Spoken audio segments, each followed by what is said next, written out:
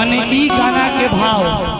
उ जौन गाना रुआ पहले गौनी है ओमे पति बन रहनी है एम ई गाना में रुआ दीदी के पति बन माने जीजा जी। हाँ तो जीजा जी ना भाई तो कह जीजा भोरे से बानी तैयारी कह कि जीजा हमरे पर राज बजाए जय श्री शंभो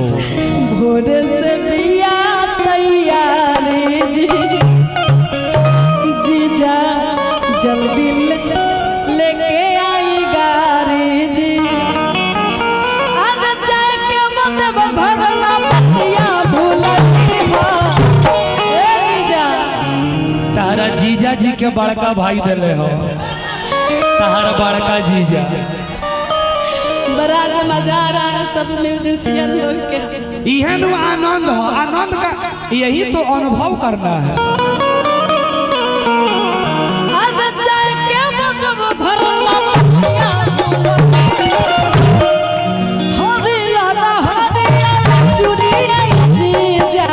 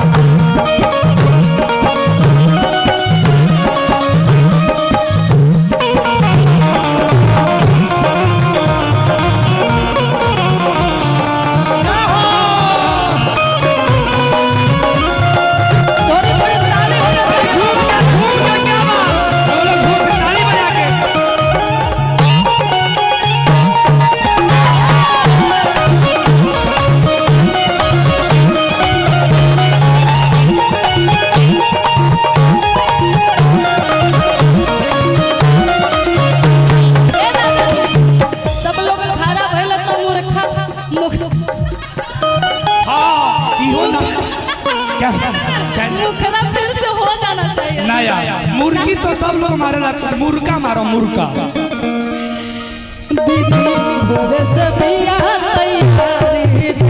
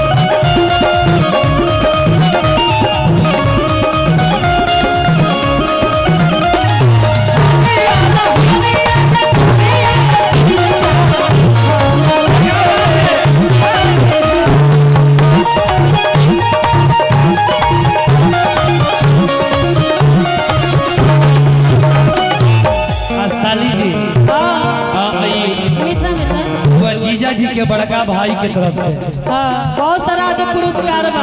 हरिहर चूड़ी ला और हरिहर बिंदी ला और हरिहर साड़ी ला हरिहर पाउडर ला हरिहर ओठलाली ला हरिहर ओठलाली होला कि लाल ओठलाली होला माने जमन होखे